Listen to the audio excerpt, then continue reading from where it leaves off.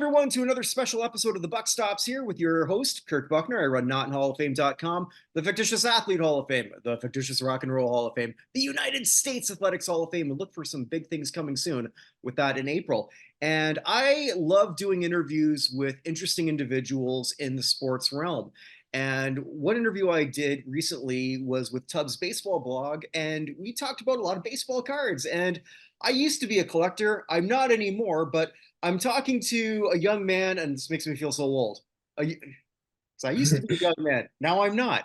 But a gentleman from Ohio, Ian from Stars Cards, and we're going to talk about collecting and just how you got into it. And I've been really impressed. I've been following you for a little bit, and just sort of like watching everything sort of come to be. So you mentioned that to me before we went on that you're only 19, and card collecting. I remember when I was a kid, a lot of people were doing that, but then it just seemed to sort of like fall off. Uh, how did you get into card collecting? So when I was like really young, like I'm talking like second, third grade, I originally started like collecting flags. Like I don't know if you can tell in the background, I have a little. I still this has been there since like 2014, but eventually it shifted from flags to coins because my grandpa got me into coins. Then it shifted from coins to Pokemon cards because they had that at Target all the time, and that was the hip thing in elementary school. And then around 2017, mid 2017, that eventually became sports cards because I literally like just gotten into sports at that point. I occasionally say on Twitter that I became a Packers fan in 2010, but I didn't actually start watching until 2017. Mm-hmm. So I just eventually just started buying packs. I saw like Target. Funnily enough, I got in just early enough to pull 3 Mahomes rookies. So Nice. just time. Well, so Packers fan, you're in Ohio. How does that work? So my dad showed me a list of all the team helmets in 2010, Mm-hmm. and my favorite color was yellow. Anything yellow, I immediately liked. You can kind of tell, even with the walls in my room, yellow. And I saw yellow helmets, and I'm like, yellow, this is my team now. So it's funny because people call me, I occasionally get called a bandwagon fan because they hear 2010 and they think, oh, Super Bowl 45, you became a fan because that. Nope. I didn't know what a Super Bowl was. I just saw the color yellow. I liked yellow, and it just went on from there. No, fair enough. I'm a diehard New Orleans Saints fan because of the fleur de lis. I became when I was before you were born. I was a fan of the Quebec Nordiques, a hockey team that had a fleur de lis on the side. Yeah, So I've heard of that. okay, so when I started watching football, that's sort of been why. So I've been a fan of them for like God, 35 years. But Yeah, it's funny. My cousin here in Ohio is also a Saints fan. He became a fan because of Drew Brees. yeah, well, I mean, there's sometimes you just latch onto one player, and when that player leaves, you just stick with the team. Yeah. Now, when you got into that, into collecting, your big thing is football cards, I presume, right? Yes, Okay. by a mile. Okay, by a mile. Why? Because usually it's baseball cards that sort of like have the more of the cachet. Yeah, for me is football because that was the first sport that I actually started watching. Like Okay. even before I started watching Packers games, my mom would take me to a Super Bowl party at one of her friends' house every year. So eventually I just decided to start watching football, and then I start buying the cards, and then it all just spirals from there. Hmm. So I have recently started getting into baseball a bit more because the last summer and this summer I was working with the Columbus Clippers, the Guardians AAA team. So like recently I've started getting more into like the prospecting and like trying to get autos from the players at games. But yeah, mostly football. But I do have a general knowledge about baseball, basketball, hockey. So yeah. Oh, so you're in Columbus. I knew you were in Ohio. I didn't know. Yep, Buckeye born and raised. There you go. Nice. All right. I don't know about your Blue Jackets, but that's for another story for another time. Yeah, I was actually at the game Monday night, so I got to see that. That was awesome because my cousin came up from West Virginia. He's a Rangers fan, so I Okay. had a lot of fun. He did not have as much fun as I did. So as you're starting to become a savvy collector, and you're sort of like learning more about like what cards are worth and what it is you want. Now, I asked you before we went on, is this something that you look at as something that you enjoy just to have them for your own personal use, or as a way to sort of generate sort of like, flipping them over for greater worth. And it seemed like you've got sort of like a combination thereof. Is that correct? Yes, I'm way more heavily into it for the personal value of the cards. I'm much more of a collector than an investor, but I can definitely see how people would favorite the investor side, especially after 2020 and the big boom in pandemic cards and like all of that rookie hunting. Now with Bowman U, college football and basketball hunting, all that kind of stuff. But I'm way more in it for personal value of cards. So what for you? I guess obviously Packers cards, but on your bio, which you can follow at Stars Cards, Stars with two R's, right?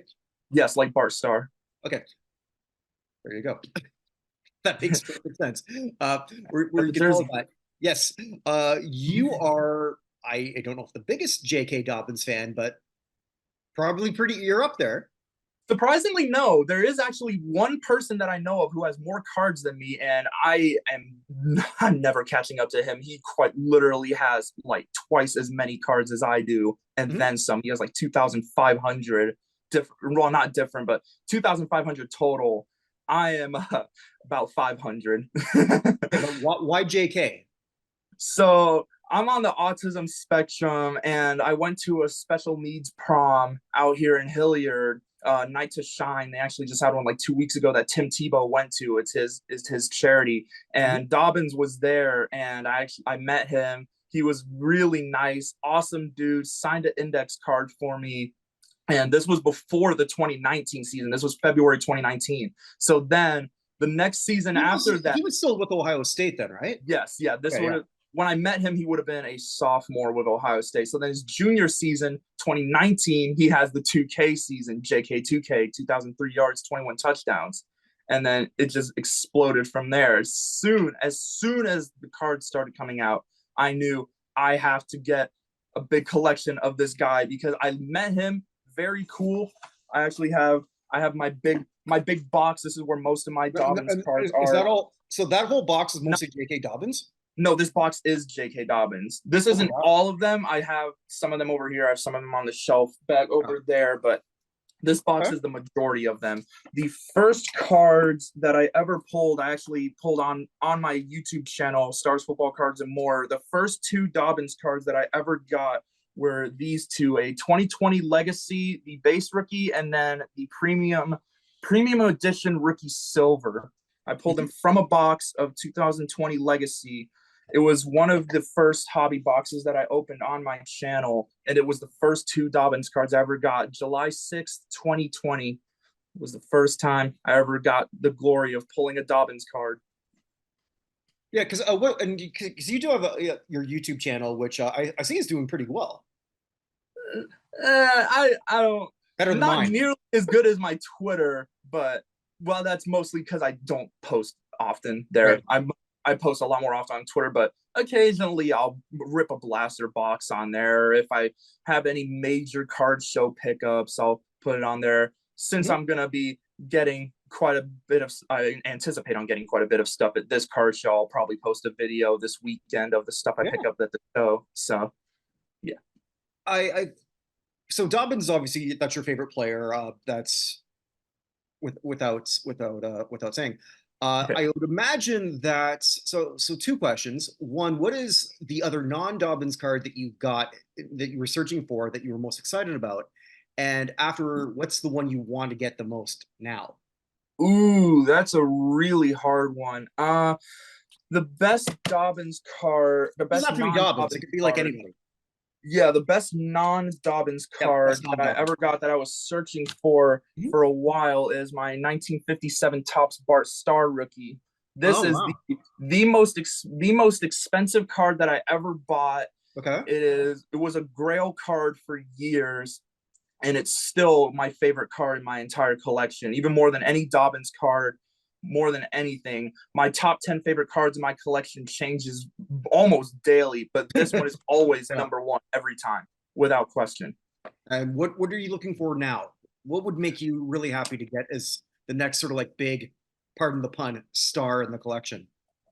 I actually have all of Bart Starr's playing day cards, so it wouldn't actually be one of those. But if there was any Bart Starr It card doesn't that have I to be could Bart get, Starr, regardless of just price, anybody. well, this is my number one Grail card now, but without question, 2017 Pantheon Gladiators Bart Star. There's one on eBay, the only one that I've seen since 2017. It's $4,500, and I have I can't already help you tried to there. negotiate that price down, and he's not budging. Okay. So sadly, I don't exactly have $5,000 to just spend on one card. But if there Right. was any card, regardless of price, that I could get, it Mhm. would be that one. That is Okay. the card that is in my profile pic on basically all my Oh, okay, social okay. media. So if I Interesting. could ever get the physical card to go with it, that is easily my Grail card. Oh, take that off your social media. Then they're going to know that you're desperate. They're negotiating No, the tactics. guy already knows that I. Well, Yeah. going Yeah. back to sort of collecting. So the other part of that I asked earlier that I want to sort of like get into, that we talked about, you're able to. The other part where some people collect cards just for the whole business of it, and you do that partially from what you told me. Yeah. How, if you were to sort of give advice to somebody who maybe like me, if I want to get back into collecting, although I don't necessarily want to flip it, I just want to collect a bunch of cards that mean a lot to me from my youth. But let's say I had a different mindset. What advice would you give me? Where do I go? How do I do it? So obviously, since I'm much more of a personal collector than an investment collector, obviously there's the cliche collect what you love. But Mhm. honestly, that's the best advice that anyone can give. If you want to get into collecting seriously, just get whatever cards you love. It can be cards from your childhood. It can be an active player that you really like. If it's like a second string O lineman, then it's a second string O lineman. If it's Patrick Mahomes, it's Patrick Mahomes. It can Mhm. be whoever, whatever you want to be, but as long as you are happy with the collection that you have, that's when you know you're doing the hobby right. If Okay. you can look at your collection and say, I am proud that I own these cards, you have won in the hobby. Nice. Nice. But if you were to give advice to somebody who wanted to make money off of it, I know that's not your main focus, but you do sometimes generate some income by flipping cards maybe that you didn't, that, like let's say you're going to a card show this weekend, for example, and maybe Yeah. you see something that you know has a better value than what you could get, but it doesn't mean anything to you personally. So like how do people necessarily go about that? Are they going to, like you're saying, just go to card shows, just scour eBay, just like have certain cards in mind? Again, I don't know, I'm just spitballing here. Yeah. I I mostly buy cards from card shows and or eBay, Mhm. but my one investment thing that I do is I do Hall of Fame prospecting. So like when the Pro Football Hall of Fame first puts out their finalist lists, I'll go to the local card store, snatch up all the rookie cards of that finalist, Mhm. and then excuse me, and then I just hold on to them because my other big collection, Irvin Dobbins, is Hall of Famer rookies. But if I have any doubles, then I'll sell off the doubles. The main investment thing that I do is with the senior finalists because obviously since they're like usually 60s, 70s, 80s or older guys, they'd only have like one, maybe two rookie cards. So they're almost always like as soon as they're announced, bam, sold out on eBay immediately. That's what I did with Art Powell, rookie card 1961 tops. Mhm. He was it was a end for the Titans, Raiders, and I Yeah. think there was a third team that he was on, but I don't remember. But Yeah, when he well, was first, and snub, but I guess oh yeah, I guess your Mongo yeah, cards are gonna do well. oh yeah, I somehow only got one of them. I Yeah. never bought more than one because 85 tops isn't exactly the most valuable set, but I Yeah. did pick up one for the collection. I should have it like right over here. There he is. There's Steve McMichael, Nice. Packers legend Steve McMichael. But then, Did you but say yeah, like I was Packers saying with, legend Steve McMichael? oh yeah, 1994 he was on the Packers. I love it when I'm conversing with a Bears fan and I bring up All right. Packers legend Julian Peppers, Packers legend Steve All McMichael. right. It's Okay. always No. fun All right. Yeah. I randomly bring up just that wanted stuff. to see It's what you very were funny. doing there. I love it. Okay. Yes, pretty Awesome. fun. But yeah, with the 61 Topps Art Powell, when he was announced as the senior finalist, Mhm. literally all copies of his rookie card just disappeared from eBay, and the cheapest ones that were left were quite literally $700 for a graded one. Oh wow. So at the local card show, there were a few tables that had a bunch of them for like $6, $8, $10 a piece. So I bought 4 of them. Mhm. I had the one that I kept in case he got in, and then 3 that I knew I was going to flip if he got in. And then, of course, February 8th rolls around and he did not get in. Still not very happy about that because that's at this point it's just disrespectful, especially for the senior finalists. But I agree. somehow, some way, I still made like 100, 130, 140 off of my 3 copies, literally just based on the fact that it never shows up on eBay. So how does it work? So like, So yeah, so that's so as soon as you hear that they're a finalist, or do you like, because they do like break down from, I believe there was the final 6 and then yeah, goes, they have the modern era pool and then they go semifinalists, finalists, and then those who get in. okay. But for senior finalists, I'm pretty sure I think they only did semifinalist and finalist and then whoever gets in. But I know for the modern era, they have the big pool and then they narrow it down. Interesting. Okay. Now you also mentioned to me, like when we were conversing over the X, so weird to call it the X, I that still call it that, well, I mean, if you actually type in x.com, nothing shows up. So there you go. yeah.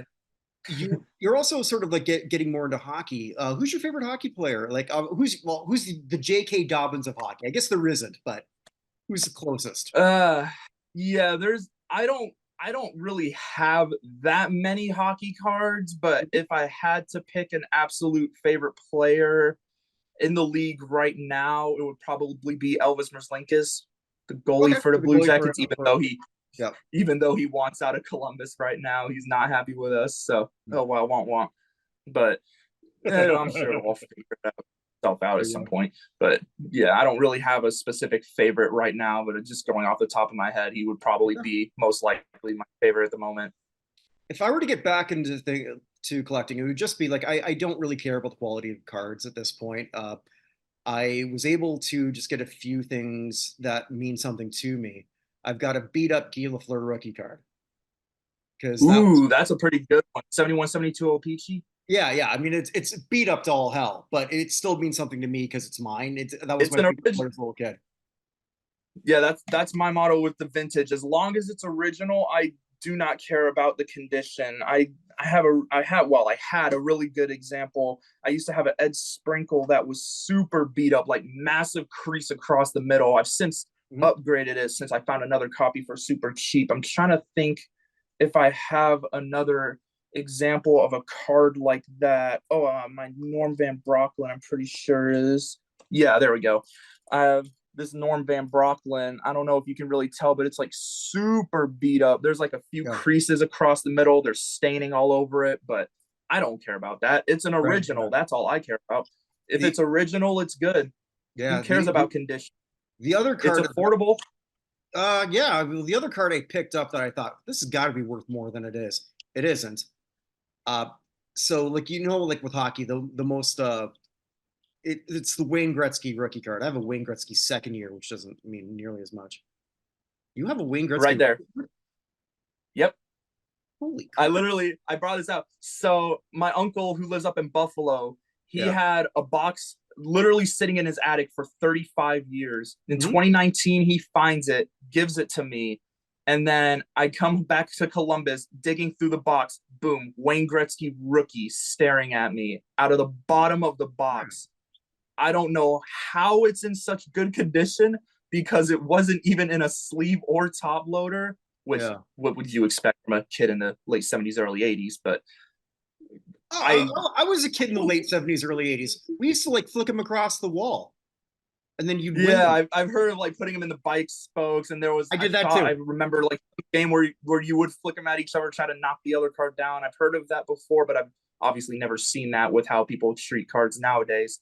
But I used to like take a penny and then I would make pretend hockey games huh. with my cards. Oh yeah, like you would kind of like flick it on the table like that. Yeah. And I Huh. had the whole league because that's what I did when I was 9 or 10 and stuff like that. But I found a card uh, that I thought, well, that's got to be worth something because it's a Gretzky WHA card. with the Racers. Hmm. I'm Apparently, assuming, apparently it's pretty worth sure nothing. it was, I think it was 1990, 91 OPT or Tops. I know he had a card with WHA team in that set. I don't remember. No, I this don't one remember was if it was the like Racers an or not, actual but Indianapolis Racers that he only played there for 8 games. And I thought, well, this has got to be worth he, something. Nothing. That ain't worth shit.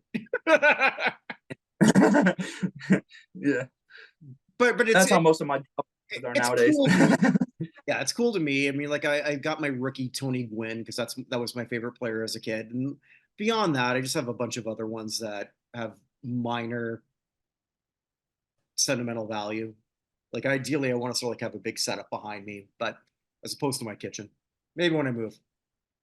Yeah, this is just my room in my house. I Yeah. just got back home from campus like an hour ago. Okay, awesome. Well, I do appreciate you sort of like taking the time to sort of do this and just sort of like teaching people about the fandom and why it's so much fun. And it's something I wish I didn't get out of. It's I've got a few regrets in life. That's one of mine. It's not the biggest regret. I've got way bigger regrets than that, but it is something that can be a lot of fun. And I think it's sort of fun when we're talking to people who just enjoy the art of collecting just for collecting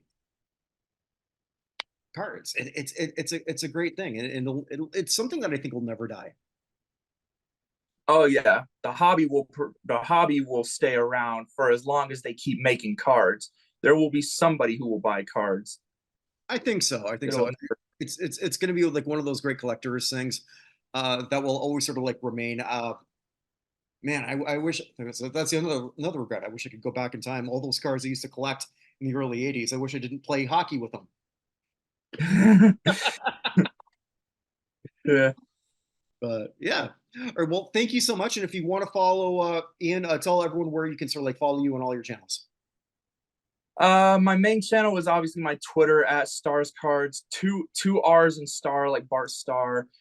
Same on Instagram, and then I also have YouTube, Stars Football Cards and more. And then I also have a Discord, but I'm only really in one server. It's the same name there. So those are all the social medias that I have. But I'm definitely most active on Twitter by a mile. Awesome. Well, thank you so much for coming on. For everyone else, just check out everything here in the Bucknerverse. Lots of interviews, lots of other regular shows. The shows I do with Vinny LaSpanusa, where we look at Hall of Fame potential, like Hall of Fame cases. With Evan Nolan, where we do the weekly Hall of Fame show. It's a lot of fun, and if you're into sports and Hall of Fames, this is the channel for you. Wherever you are, wherever you may be, make it a great day because it never comes again. Take care.